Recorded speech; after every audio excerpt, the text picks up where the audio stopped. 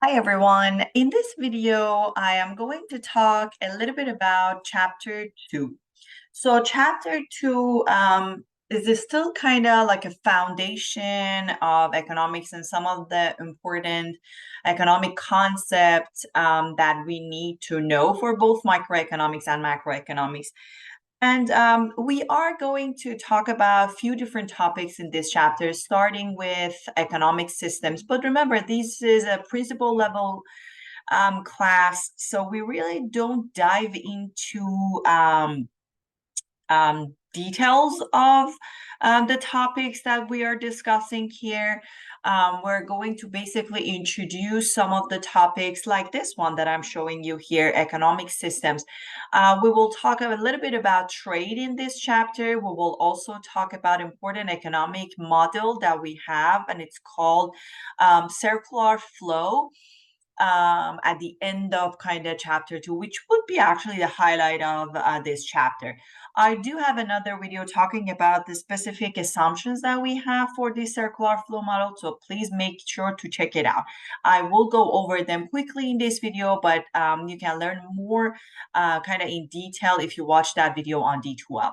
So let's just start with talking a little bit about economic systems.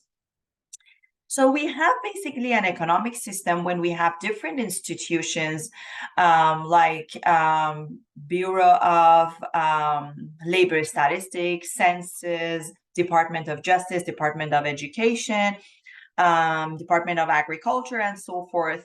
And then we have one government at top that regulates, coordinates, and also controls all these institutions. So now we have an economic system. We have different types of economic system depending on the level of government intervention in the economy. So there are different ways that we can actually categorize economic systems, but we're going to follow our textbook. But you might hear different names for different types of economic system. You might see different classification for economic systems in other textbooks, especially if you are an econ major. But these are the three economic systems that we have in our textbook, okay? So the first one is a French word. It's called laissez-faire capitalism. We have command system that you probably heard about. And then we have market economy or market system. So basically, our laissez-faire capitalism and market system, our laissez-faire capitalism and command system are kind of two extreme types of economic systems that we have. So if you want to put basically countries in terms of the economic system that they adopted, on two basically parts of our spectrum, we have laissez-faire capitalism and then we have command system. So we have laissez-faire on one side of our spectrum and then we have command system on the other side of our spectrum. And then right in the middle, we have market economy. We really don't have many countries that are 100% adopted laissez-faire or command, okay? Probably have more for command system, but not much for laissez-faire capitalism. But let's get into what we mean by laissez-faire, what we mean by market economy. So as I mentioned earlier, we have different types of economic system based on the level of government intervention in the economy and in the market.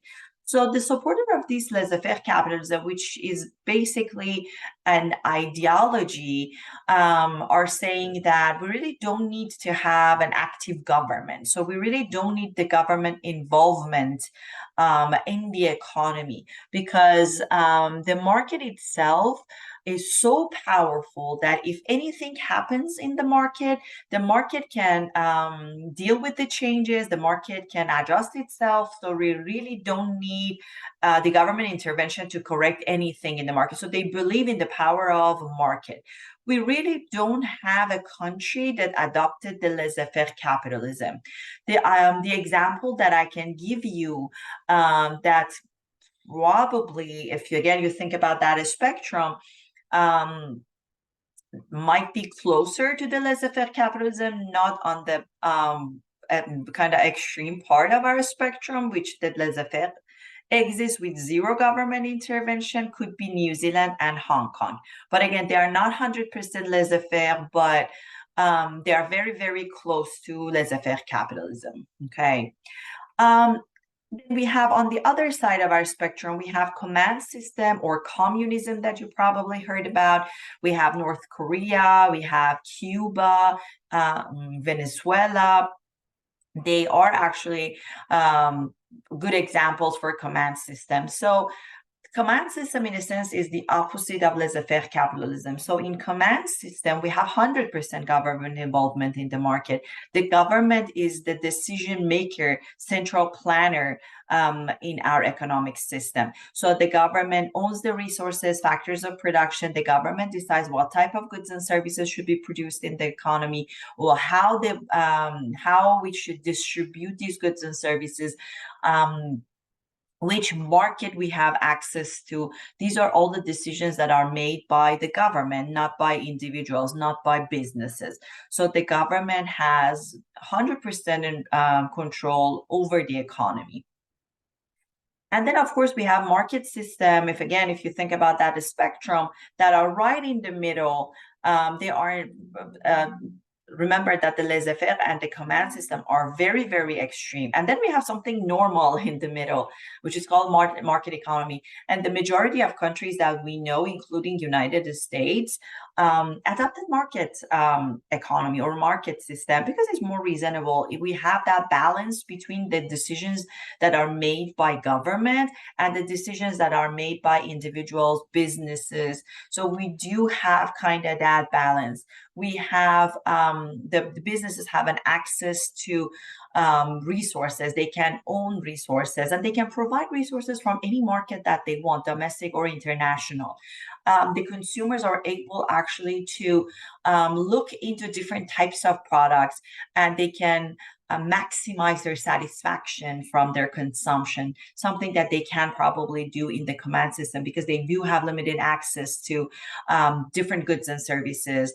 They cannot really buy and browse different markets as we can do. Probably we can sit down in front of our computer, check out thousands of goods and services online, but something that this doesn't exist really in the command system.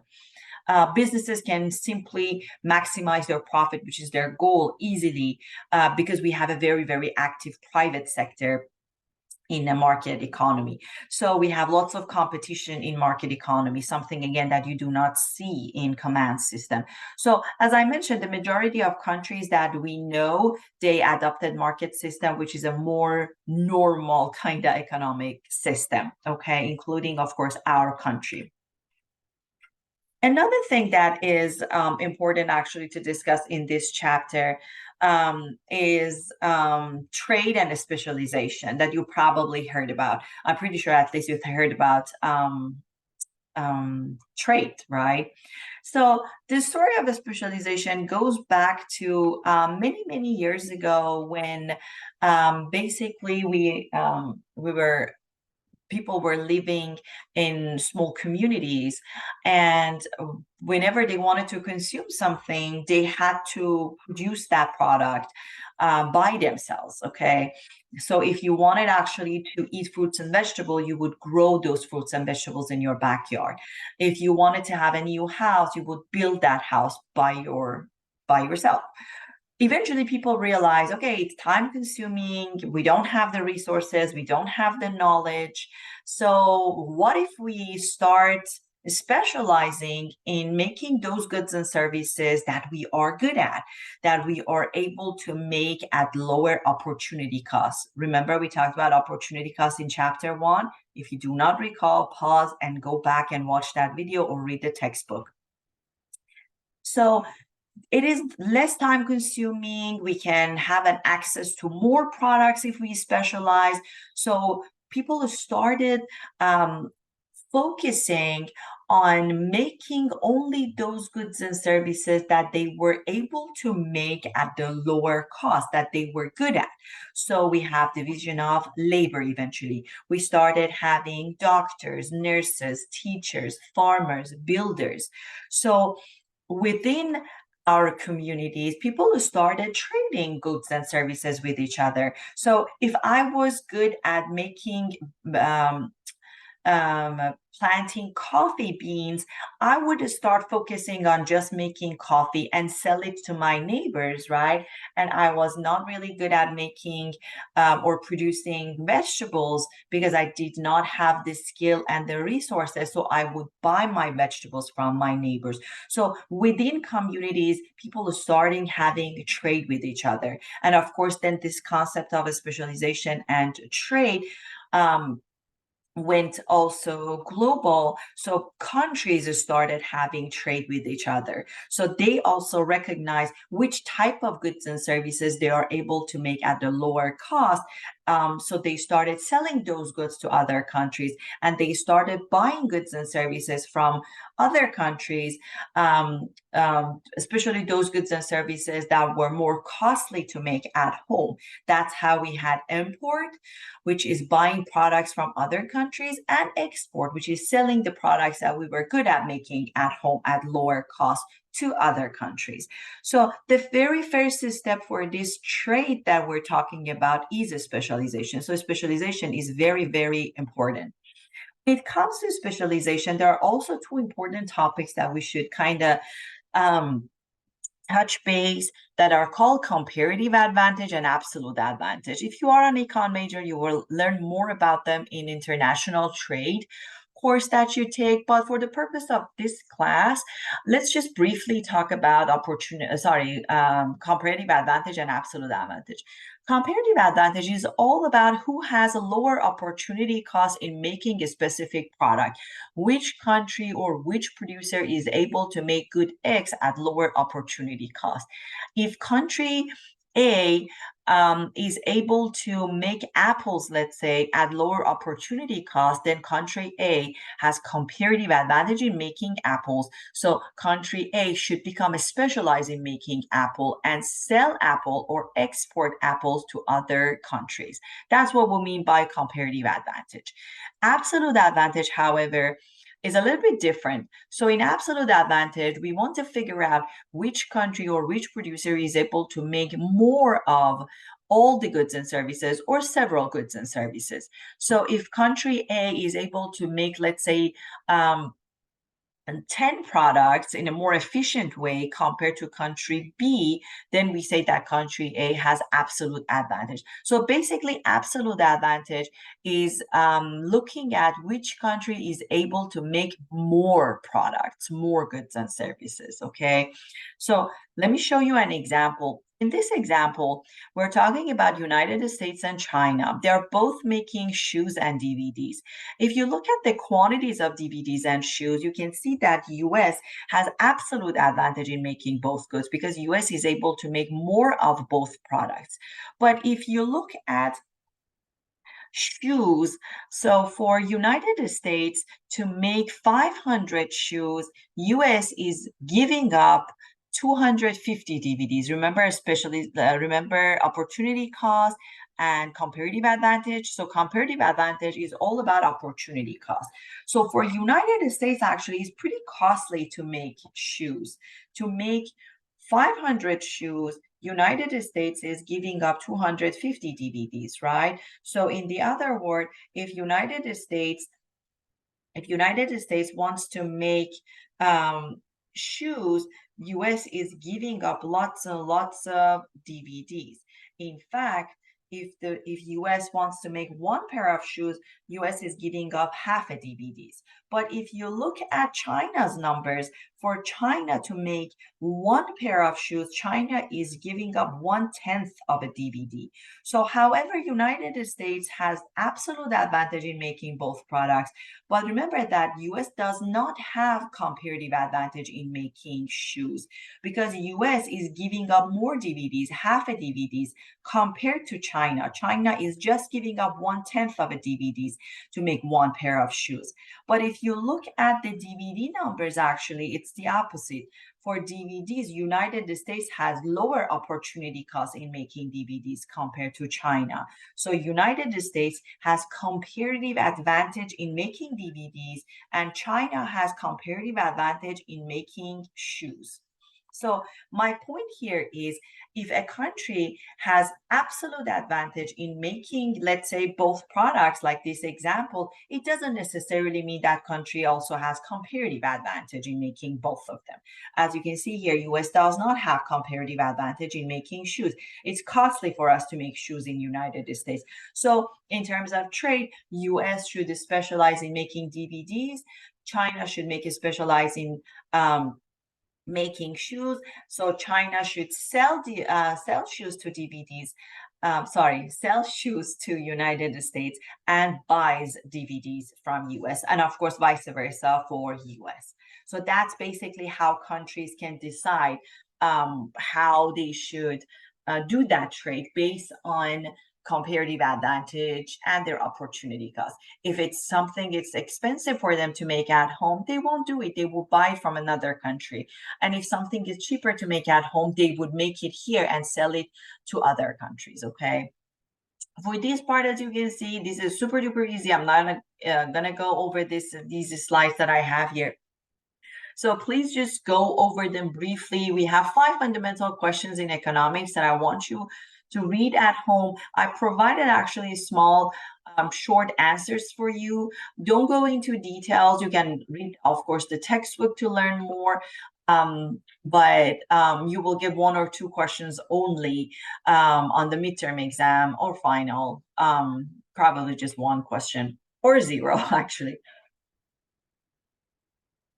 All right, so the major part of this chapter is the circular flow, as I mentioned at the beginning of this video. Make sure that you go over the assumptions. I'm going to briefly talk about them, but I have a video that I write them down. So what is circular flow before we talk about the assumptions? So circular flow is a very convenient and good model actually to see how goods and services and money and factors of production or resources are circulating in the economy. We have 4 important components here for our circular flow. We have households, we have or individuals, we have businesses or firms, we have product market, sometimes we call product market goods and services market, and then we have resource market. We also call it sometimes factor market. So if you are taking macroeconomics, we will come back to this circular flow when we talk about GDP. To figure out the different components of GDP, we'll look into more advanced circular flow. But for now, we're going to keep it very basic. We're going to look into basically a closed economy. So in this basic circular flow model, we don't have any trade with other countries. So it's a closed economy. So there is no export-import happening. We do not have any government in this model. So there is no taxes coming from households or businesses. Let me just pause here. We do not have any bank or financial institution. So as a result, we do not have any savings. What else? Yeah, I think I went over all the assumptions. And let me just also mention something here. So product or goods and services market is like Walmart, is like Amazon. So it is a market that all the goods and services are bought and sold, okay? And then we have resource market. Resource market is a market that you go and find jobs. So it's a market that you sell your house. So it is a market that all the factors of production, resources, land, labor, capital are bought and sold. So I just wanted to clarify on that too. So now let's look at our circular flow. It's called flow because we are going to talk about 2 different flows here. As I mentioned earlier, circular flow is a model that shows us how goods and services and resources, as well as, of course, money, are circulating in the economy. So the very first flow we have is called real flow that shows us basically how goods and services and factors of production are circulating in the economy. And in our second flow, we will talk about money. We'll see how dollar is circulating in the economy. So we put together our components like households, firms, and the 2 markets that we have. And as you can see here, our markets are connecting our households and businesses. The ability of the market, any type of market, is to connect both sides of the market, buyers, sellers, here, households and businesses. So I want you to focus on these red basically arrows that we have, or the red flow. So the red flow is called real flow, and the blue one is called money flow. So let's just start with our real flow. So by assumption, our households are the only owners of resources. They are the only ones who own land, labor, and capital. But remember, in a more advanced circular flow, government, businesses can also own resources. So by assumption also, households are the only buyers of goods and services. Again, we do not have trade with other countries. We don't have government. So households are the only ones who buy the milk, get the haircut, get education, buy insurance.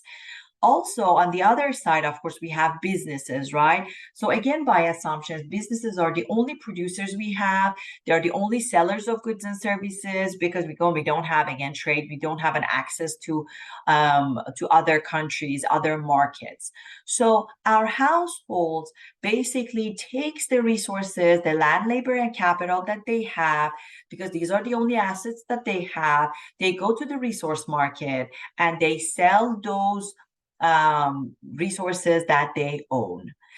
The only one who is interested in these resources, or the only producer we have in this model, businesses. So businesses go to the resource market, they go and purchase land, they hire workers, they buy capital and bring back all these resources to their firms, and they start making different types of goods and services for us.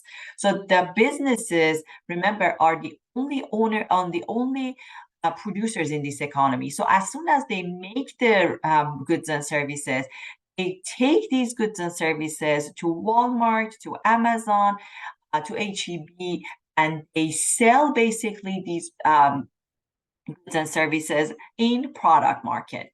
The only one who is interested in goods and services are our households. So our households will go to the product market and purchase whatever they want.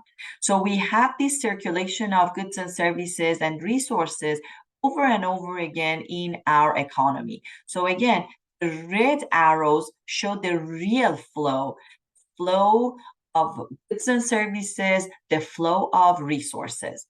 Nothing, of course, is free, right? So when our households sell their resources in the resource market, they want their money. Or when businesses sell their goods and services in Walmart, they are looking for their money. So now let's look at the blue arrows. So the blue arrows start from businesses, because they are the ones that pay for land, labor, and capital that they purchase in the resource market. So they are going to make payments on land that they purchased or they rented. So are going to pay wages to the workers they hired, are going to pay interest and profit. So all this money will go to our households. So these are basically costs for businesses.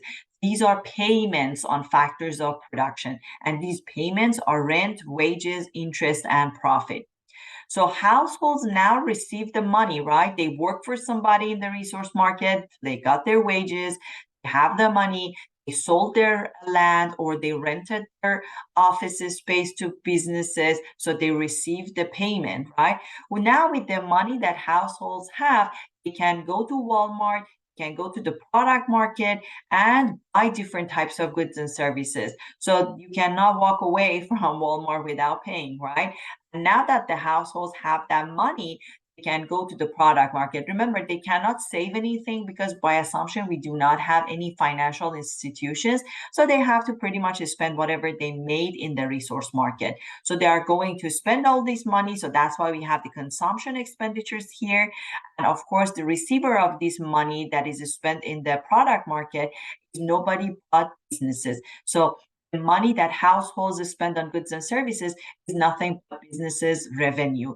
Again, with the money that businesses make by selling their goods and services, they can go back to the resource market, buy more resources, and make more goods and services for all of us in the economy. So again, this circulation of money or dollar will happen over and over again. So this model is very important because it just tells us a little story about how the economy works, how we make money, basically, right? Again, this is a kind of unrealistic model, I know, because we don't have any trade, we don't have any government, right? We don't pay taxes, which is nice, actually. And we can't save. Remember that the major investment in any economy is coming from individuals' savings, but we do not have that here, right? Again, this model is important to kind of tell us how a basic economy works. So definitely, guys, go over the assumptions for circular flow. This is a major part of our chapter 2. Make sure that you redraw this circular flow at home and just know where, for instance, money flow starts. It starts from businesses. Real flow starts from households, right? So know the components, know what we mean by real flow, real flow and money flow, and you should be fine. Hope that you find this video helpful. Till next time.